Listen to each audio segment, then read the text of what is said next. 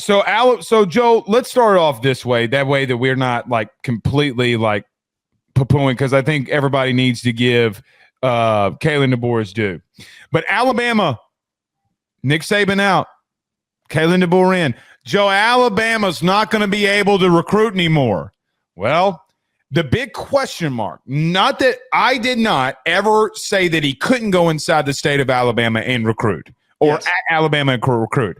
I think it was just always a question mark if he would be able to sustain. Boy, did he sustain. So now he's got the number 2 overall class, arguably one of the best quarterbacks in the class. He goes and gets a big-time interior offensive lineman out of the state of Pennsylvania and Michael Carroll.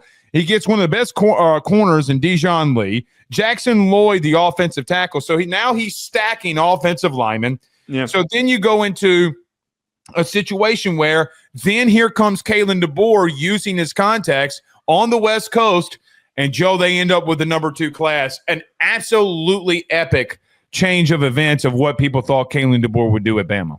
The first thing that really excites me is bringing in Keelan Russell this early and having this ability of being able to point to your offensive success, to be able to recruit. And also the biggest part with Keelan Russell is the recognition to realize, oh, this kid is going to be a riser. This kid is going to continue to get better and better. If anyone wants to play the card of, oh, well, they made him one of the top quarterbacks because he was committed to Alabama. No, he was lauded as a riser throughout this process when he was committed to SMU. And once a lot of the big schools started circling, Alabama ends up scooping him up. There's been comparisons for him to Jaden Daniels. He is that premier of an athlete. He is a very consistently accurate quarterback as well, and he was somebody who dominated. Not as explosive, but I agree with you. Right. Well, like similar frame, similar build. He's probably not going to run in like the 4.3s like Jaden Daniels did, but similar type of play style that you're going to get with him as a prospect. But the other thing, too, that we talked about when Kalen Deboer was hired, that was that question of what were they going to do? How are they going to recruit early with this staff?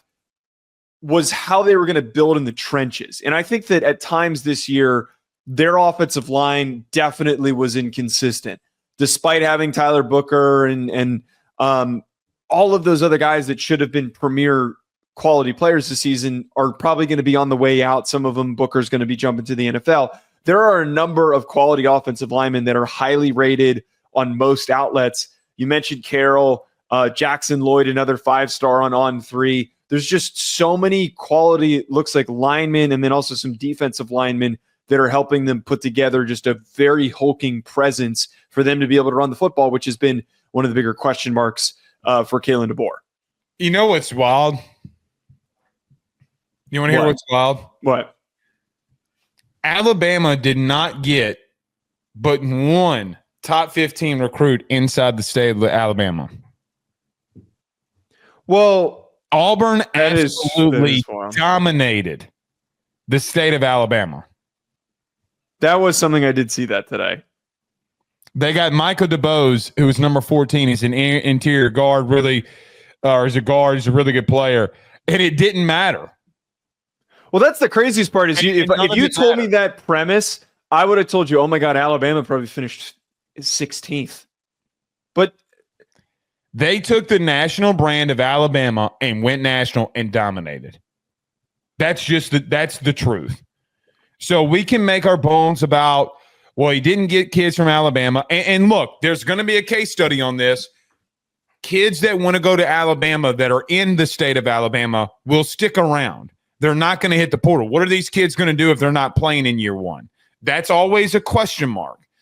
But man, you cannot deny the power of that logo. You can't deny the power. Joe, you don't hear anything about the collective at Alabama. You don't ever hear anything about money. You don't hear about, well, Alabama's in a big time, they're in a big time battle for this kid. No. What do? They put their head down, they get to work. But to your point, man, they went to the state of California, they went to the state of Pennsylvania, they went to the state of Texas, they went to the state of California or state of Mississippi, they went to the state of Ohio, and they got dudes that they wanted. That's national, that's dominating.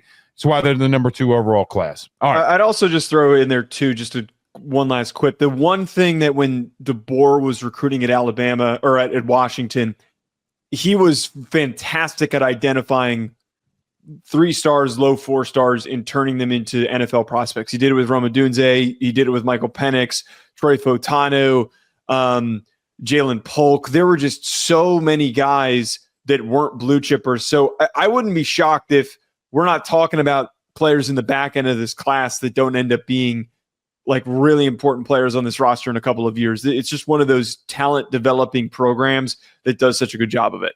BetOnline remains your top spot for all of your live betting action and contests. NFL, college football, UFC, NHL are all in full swing.